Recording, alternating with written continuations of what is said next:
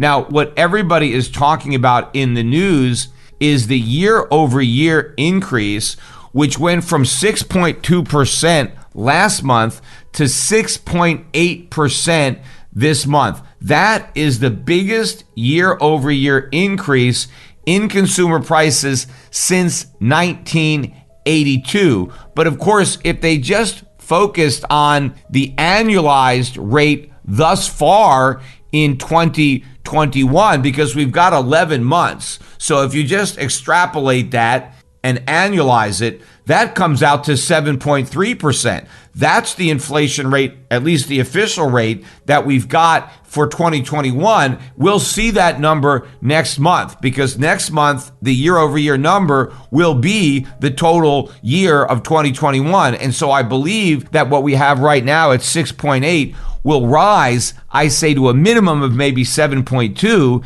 It could end up being more than 7.3, depending on what the December number is relative to the average of the prior 11 months. But if you go back to 1982, the inflation rate in 1982 for the year was 6.1%. So even at the 6.8, we're well above that. 7.3 even further above. But if you go back one more year, 1981, that year we had 10.3% inflation.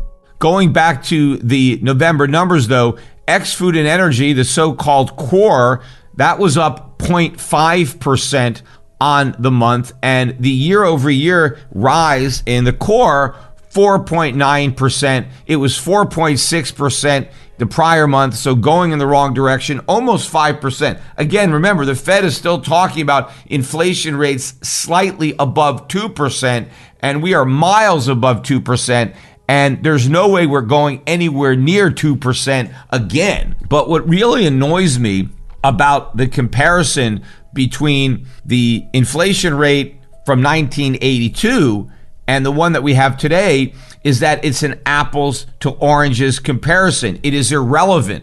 The media, of course, and the government always want to point to the higher inflation numbers of the 1970s to remind us that it's really not that bad, because after all, it's nothing like the 1970s, except it's exactly like the 1970s, only worse. In fact, if you go back to the inflation numbers for the 1970s, and these are the government numbers, the CPI in the first year of the 1970s was up 5.8%. That's 1970. Well, we're already worse than that. 1971, the CPI was up 4.3%. We're worse than that too. 1972, CPI was up 3.3%. Worse than that. 1973, the CPI was up 6.2%. We're worse than that. So we're already worse than the first 4 years of the 1970s. So how is this not like the 1970s when we're starting off this decade worse than we were starting off the 1970s? Now, we finally got up to 11.1% inflation in 1974.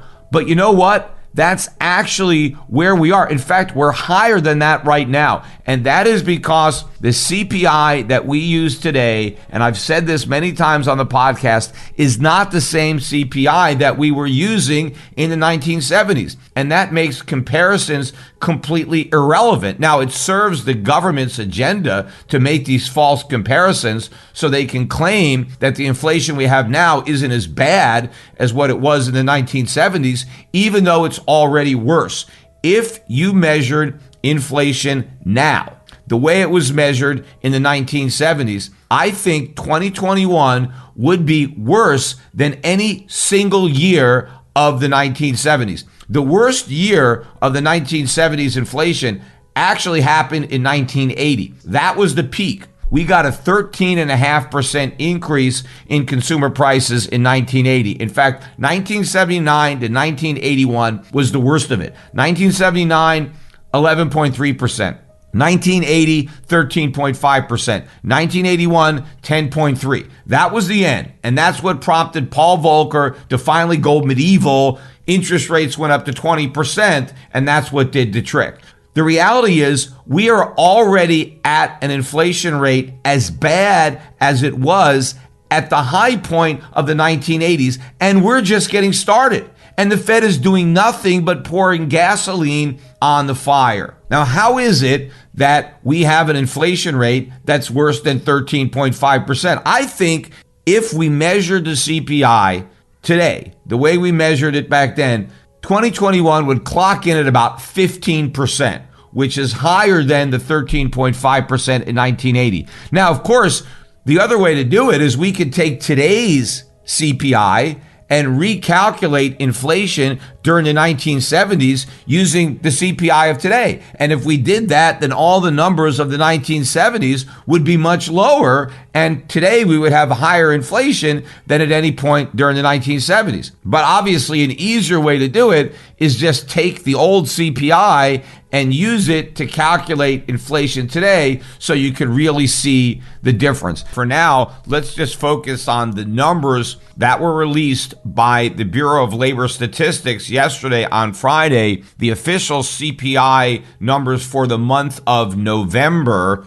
The consensus forecast was for a 0.7% rise, which is a big number, especially on the back of the 0.9% increase for the previous month. And we ended up with a 0.8% rise. So a big number, even bigger than what had been expected. But what's particularly problematic is that these are big back-to-back increases in October and November, again proving that what we've seen thus far in 2021 is hardly transitory. Of course, I was saying this at the beginning of the year, but the October-November numbers, this is the biggest back-to-back increase in the CPI of the year. And the year is almost over. We got 1 year left, but clearly the gains that we're seeing were not transitory if we're at the end of the year and we're seeing even bigger back-to-back increases in monthly consumer prices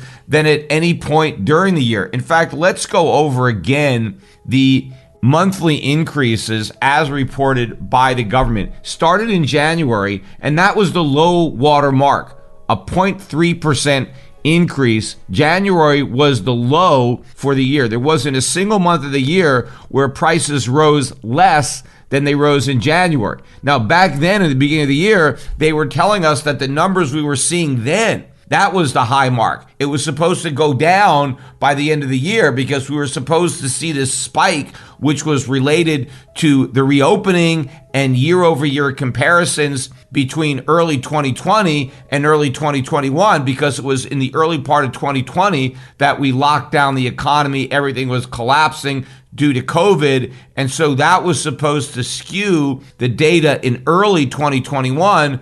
But by the middle to the end of 2021, everything would be normalized and we would be back down to 2%. Of course, nothing could be further from the truth. I pointed that out real time if you go back and listen to the podcast that I recorded in January, February of this year. But anyway, getting back to the numbers, the February increase was 0.4, March was 0.6, April was 0.8, May was 0.6, then June spiked up to 0.9. July, we saw a decline to 0.5, and then by August, we were back down to 0.3, which matched the low water mark set in January. And of course, back then, everybody was saying, oh, you see, this is it. This move back down in August proves that it was transitory. The transition just lasted longer than we thought. It was a little bigger, but finally, we've seen the light at the end of the tunnel, and now everything's going to normalize. And of course, when I did my podcast back then, I said August was an aberration, that we're more likely to see a return to the big numbers. September was 0.4, and then October 0.9, November 0.8. Again, the biggest back-to-back increases of the year. Help us clicking that YouTube like button and subscribe now to our channel. This shows the algorithm that you valued this information. And it helps us spread that message. Sharing is caring. And now, let's continue. Do you want to know one thing about crypto? I made over 3,000% in profit in a few weeks. Fact is, the traditional financial system, the traditional money system makes you poor, not rich. If you want to earn $500,000, $1 million, you have to wait until you're 50, 60, 70 in the traditional financial system, and you probably will still be broke. And you will be old. This is not a sexy combination, as you can imagine. But the question is, how can you start in crypto and make these profits? Where to invest? Where to start? My name is Gunnar and I'm from Germany, as you can hear, and things are a little bit different in Germany. More about that later on. Fact is, there are lots of different cryptocurrencies. It's a gigantic universe where beginners and professionals get easily lost. But there is light at the end of the tunnel. There are 7 key steps you need to follow to become successful in this market. You have to know them, and if you fail one of them, it's literally impossible to succeed in this market. Just an example, one of the key points is your exchange, and one of the biggest are, for example, Binance and Coinbase. These are trusted and well-established exchanges, but, and this is a big but, you won't find the super profitable coins on those exchanges. The unknown super profitable coins that get gigantic profits are not traded on those kind of exchanges. They are traded on much smaller insider platforms that are barely known. And I can tell you what those super secret exchanges are and why they are so profitable. And another super important thing are the right information sources. The point is, the internet is gigantic. There are hundreds and hundreds of YouTube channels, blogs, pages, and much more. And there are also market makers and influencers. For example, Elon Musk, he is not a crypto guy, but the moment he recommended Dogecoin, it went through the roof, to the moon, so to say. But why did he recommend it? Where did he hear it from? He didn't hear it from newspapers. And believe me, he is listening to someone. But you have to know who, and you have to react before he is reacting. This is really, really important. And these are only 2 of the 7 steps you have to follow in order to be successful in crypto. And if you want to know all of these steps in much more detail, and if you want to have a comprehensive checklist, here's what you should do. There is a link below this video. Click on this link and you will get the opportunity to subscribe to my channel. Click on the link and you will see a video where I explain the next steps. So see you soon. Click on the link now. I'll see you there.